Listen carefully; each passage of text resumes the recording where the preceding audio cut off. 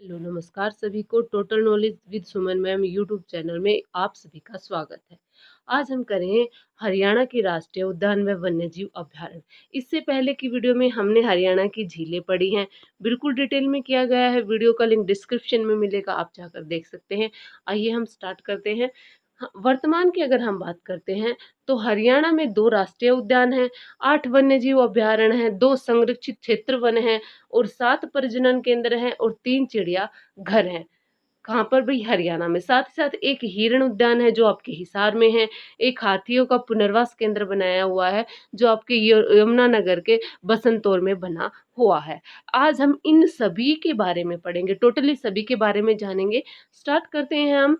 राष्ट्रीय उद्यान की अगर हम बात करें तो हरियाणा में राष्ट्रीय उद्यान के अंतर्गत जो भूमि आती है वो आती है 4,824.84 हेक्टेयर भूभाग आता है, या आप कह सकते हैं 48.25 वर्ग किलोमीटर। वर्ग किलोमीटर का जो एरिया आता है वो राष्ट्रीय उद्यान के अंतर्गत आता है, यानी दोनों राष्ट्रीय उद्यानों की कुल भूमि की अगर हम बात कर रहे हैं। क्वेश्चन बन सकता है राष्ट्रीय उद्यानों के अंतर्गत हरियाणा का कितना भूभाग आता है? तो कितना आता है? 48.25 वर्ग किलोमीटर का एरिया आपका आता है। अब दोनों की हम बात कर लेते हैं। तो पहले आते हैं सुल्तानपुर राष्ट्रीय उद्यान। जो ये राष्ट्रीय उद्यान है गुरुग्राम जिले में, गुरुग्राम से 15 किलोमीटर दूर, जो गुरुग्राम और फरुखनगर की जो सड़क जाती है उस पर बना हुआ है। 142.52 हेक्टेयर, या आप कह सकते हैं 1.42 या 1.43 भी मिल सकता है वर्ग किलोमीटर में भाई ये फैला हुआ है। सबसे पहले इसे पक्षी विहार बनाया गया था, 1971 में बनाया गया था। महान पक्षी वैज्ञानिक हुए थे डॉक्टर सलीम अली, उनके प्रयासों से इसे बनाया गया था। इसी वजह से इसे सलीम अली पक्षी विहार भी कहते हैं। देख लेते सर्वप्रथम 2 अप्रैल 1971 को सुल्तानपुर जेल, भाई एरिया पूछ लिया जाए इस टाइम कब? 1971 में, तो 1.21 वर्ग किलोमीटर भूमि थी इस टाइम जब इसे पक्षी विहार बनाया गया था। 1.21 किलोमीटर भूमि थी जब पक्षी विहार बनाया गया था। और 2 अप्रैल 1971 को सुल्तानपुर जेल को 1959 का जो पंजाब वन्यजीव संरक्षण अधिनियम था ना, उसकी धारा 8 के तहत पक्षी अभयारण्य का दर्जा दिया गया था। किसे भाई? सुल्तानपुर जो झील थी या वो अभयारण्य था उसको। ठीक है। उसके बाद 1972 में इसे वाटर बर्ड रिजर्व, या आप कह सकते हैं जलीय जीवों के लिए आरक्षित क्षेत्र घोषित कर दिया गया था 1972 में। फिर 1989 में इसे वन्यजीव संरक्षण अधिनियम की धारा 35 के तहत सुल्तानपुर अभयारण्य को राष्ट्रीय उद्यान का दर्जा प्रदान कर दिया गया था। और इस टाइम इसकी भूमि में भाई इजाफा किया गया था और 1.42 किलोमीटर इसकी कुल भूमि बना दी गई थी। पास के गांवों से जमीन ली गई थी और इसका भाई और विस्तार किया गया था। और अभी फिलहाल की बात करें तो 1.42 या 1.43 भी मिल सकता है किलोमीटर, वर्ग किलोमीटर में भाई ये बना हुआ है। इस उद्यान में यूरोप और साइबेरिया और मध्य एशिया से भाई प्रवासी, सैकड़ों प्रवासी पक्षी आते हैं, भाई सर्दी की ऋतु में आते हैं, जिसमें साइबेरियन सारस जो वो सबसे प्रमुख है। 250 प्रजातियां पक्षियों की यहाँ पर पाई जाती है। सुल्तानपुर पक्षी विहार है जो, वो हरियाणा का प्रथम इको पार्क है, ये भी ध्यान रखिएगा। प्रथम इको पार्क है सुल्तानपुर पक्षी विहार हरियाणा का।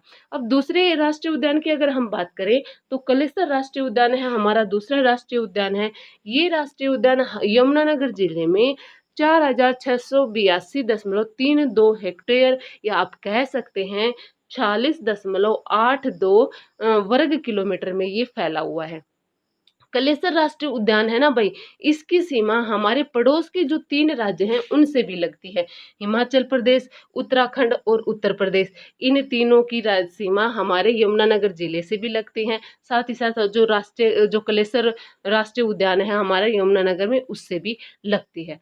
8 दिसंबर, सॉरी भाई डेटिंग गलत लिखी गई, 8 दिसंबर 2003 आएगा ये। 2003 में इसे राष्ट्रीय उद्यान का दर्जा प्रदान किया गया था। और इस उद्यान में लाल मुर्गा है, लाल जंगली मुर्गा है, वो प्रसिद्ध है इस उद्यान का, ये ध्यान रखिएगा।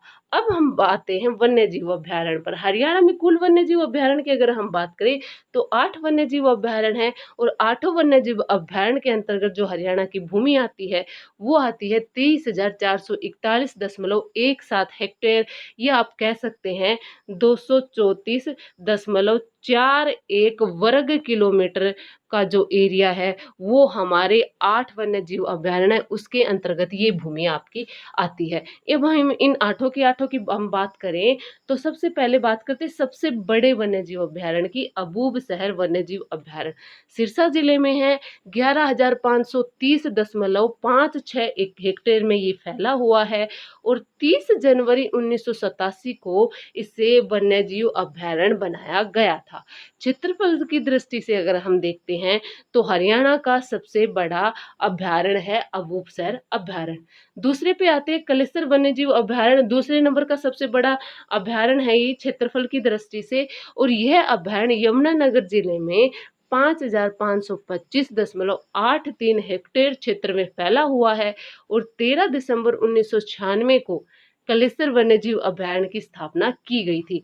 यहाँ पर सांबर, चित्तल, भौंकने वाले हिरण और नीलगाय हैं वो ज्यादा मात्रा में भी यहाँ पर मिलते हैं, और इस अभयारण्य को पर्यावरण की दृष्टि से संवेदनशील घोषित कर दिया गया है कलेसर वन्यजीव अभयारण्य को। तीसरे नंबर पर हम देखते हैं खोल ही रहतान वन्यजीव अभयारण्य। ये जो अभयारण्य है ये हमारे पंचकुला जिले में है, और 4,882.96 हेक्टेयर में बना हुआ है। 13 दिसंबर 1996 को इसे वन्यजीव अभयारण्य बनाया गया था। फोर्थ नंबर पर है वीर शिकारगढ़ वन्यजीव अभयारण्य, ये भी हमारे पंचकुला में है, और 767.30 हेक्टेयर में ये फैला हुआ है। 29 मई 1987 को इसे वन्यजीव अभयारण्य घोषित किया गया था, और इस अभयारण्य में प्राकृतिक वो जो वनस्पतियां और वन्य जो जीव जंतु हैं उनकी विविधता पाई जाती है, यानी कि अलग अलग प्रकार की आपकी प्राकृतिक वनस्पतियां पाएंगी, और जो जीव जंतु हैं वो इस अभयारण्य में मिलते हैं, वीर शिकारगढ़ वन्यजीव अभयारण्य में। नेक्स्ट हम बात करते हैं भिंडावास वन्यजीव अभयारण्य। ये अभयारण्य है ये झज्जर जिले में है, और 411.55 हेक्टेयर क्षेत्र में फैला हुआ है, या कह सकते हैं हम 4.11 वर्ग किलोमीटर में फैला हुआ है। ये वो अभयारण्य है ये अपनी सुंदर झील के कारण प्रसिद्ध है, और इस अभयारण्य में पक्षियों की 250 प्रजातियां भी पाई जाती है, जिसमें भूरे हंस, बतख और लाल जो बुलबुल और किंगफिशर है वो प्रमुख हैं। 7 मई 1986 को इसे वन्य जीव अभयारण्य घोषित किया गया था, भिंडावास वन्य जीव अभयारण्य को। आगे देखते हैं नाहर वन्य जीव अभयारण्य जो आपके रेवाड़ी जिले में पड़ता है। रेवाड़ी और कोसली की जो सड़क जाती है उस पे पड़ता है भाई। इस अभयारण्य के बीचों बीच सड़क निकली हुई है, और 211.32 हेक्टेयर, या आप कह सकते हैं 2.11 वर्ग किलोमीटर में ये आपका फैला हुआ है। वर्ष 1987 में इसे वन्यजीव अभयारण्य घोषित किया गया था, और इस अभयारण्य में सियार, लोमड़ी और काला हिरन है वो आपके मिलते हैं, और जून 2009 में इसे पर्यावरण की दृष्टि से संवेदनशील घोषित कर दिया गया है नाहर वन्यजीव अभयारण्य को। अब देखते हैं खापरावास वन्यजीव अभयारण्य, ये आपके झज्जर जिले में है, और 82.70 हेक्टेयर क्षेत्र में ये फैला हुआ है, और 30 जनवरी 1987 को इसे वन्यजीव अभयारण्य घोषित किया गया था। पर्यावरण व प्रदूषण की दृष्टि से इसे भी संवेदनशील क्षेत्र घोषित किया हुआ है खापरावास वन्यजीव अभयारण्य को। आगे देखते हैं छिलछिला वन्यजीव अभयारण्य, हमारा सबसे लास्ट और सबसे छोटा वन्यजीव अभयारण्य है, कुरुक्षेत्र जिले में हमारा पड़ता है। ये 28.92 हेक्टेयर में ये फैला हुआ है, और 28 नवंबर 1986 को, डेटिंग याद ना रखे तो आप भाई ईयर जरूर याद रखिएगा इनका कब घोषित किया गया।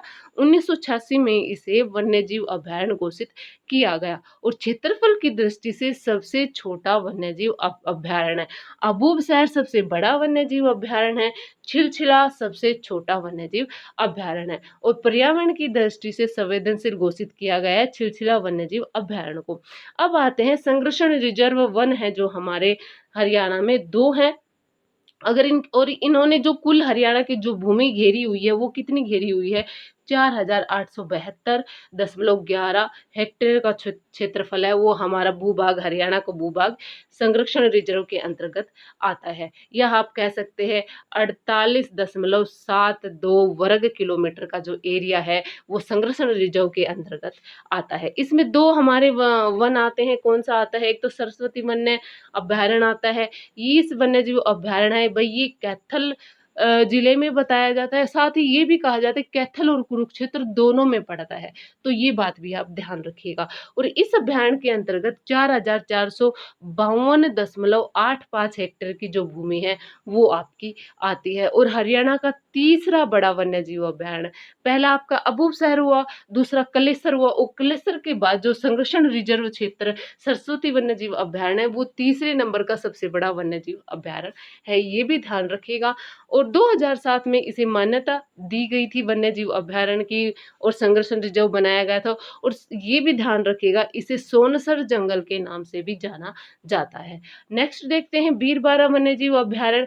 ये अभ्यारण्य है, ये आपके जींद जिले में पड़ता है और 419.26 हेक्टेयर क्षेत्र में ये आपका फैला हुआ है। और 2007 में इसे बनाया गया था वन्य जीव अभ्यारण्य या संरक्षण रिजर्व क्षेत्र, इसे 2007 में बनाया गया था। अब आते हैं प्रजनन केंद्र। 7 प्रजनन केंद्र जो हमारे हरियाणा में है वो कौन कौन से हैं? चिकारा प्रजनन केंद्र है, वो कैरू भिवानी में पड़ता है। साथ ही ध्यान रखिएगा, अगर पूछ लिया जाए मोर व चिकारा तो वो आपके रेवाड़ी में आएगा। ओनली चिकारा पूछ लिया जाए तो आपका भिवानी में, मोर व चिकारा पूछ लिया जाए तो रेवाड़ी में, अकेला मोर पूछ लिया जाए तो आपका रेवाड़ी में। ठीक है, ध्यान रखिएगा, झाबुआ के रेवाड़ी में। मगरमच्छ प्रजनन केंद्र जो भोर सैदर में जो कुरुक्षेत्र है वहां पर बना हुआ है। गिद्ध प्रजनन व संरक्षण केंद्र है वो आपके पिंजौर पंचकुला में है। तित्र प्रजनन केंद्र है वो आपके मोरनी की पहाड़ियों में पंचकुला में बना हुआ है। मयूर व चिकारा प्रजनन केंद्र झाबुआ के रेवाड़ी में बना हुआ है। ब्लैक बक प्रजनन केंद्र है वो आपके पीपली कुरुक्षेत्र में बना हुआ है। रेड जंगल फाउल प्रजनन केंद्र की अगर हम बात करें तो वो हरियाणा के पिंजौर में और पंचकुला जिले में आपका बना हुआ है। अब आते हैं चिड़ियाघर। भिवानी में 3 चिड़ियाघर हैं भाई, न सॉरी, हरियाणा में 3 चिड़ियाघर है। पहला आपका भिवानी में है। भिवानी का जो चिड़ियाघर है वो 1982-83 में बना हुआ था और 3.2 हेक्टेयर में ये आपका बना हुआ है। रोहतक का जो चिड़ियाघर है वो 85-86 में बना हुआ था और 40 एकड़ में फैला हुआ है रोहतक चिड़ियाघर। पीपली कुरुक्षेत्र में जो चिड़ियाघर बना हुआ है वो 1982-83 में बनाया गया था और 27 एकड़ में भैया आपका ये फैला हुआ है। आज हमने ये आपके चिड़ियाघर, प्रजनन केंद्र, साथ ही साथ संरक्षण केंद्र, संरक्षण रिजर्व क्षेत्र और आपका वन्यजीव अभ्यारण्य और आपका राष्ट्रीय उद्यान आज हमने किए हैं। अगर आपको मेरी वीडियो अच्छी लगी हो तो लाइक कीजिए, शेयर कीजिए, कमेंट कीजिए। चैनल पर नए हैं तो सब्सक्राइब कर लीजिएगा। धन्यवाद।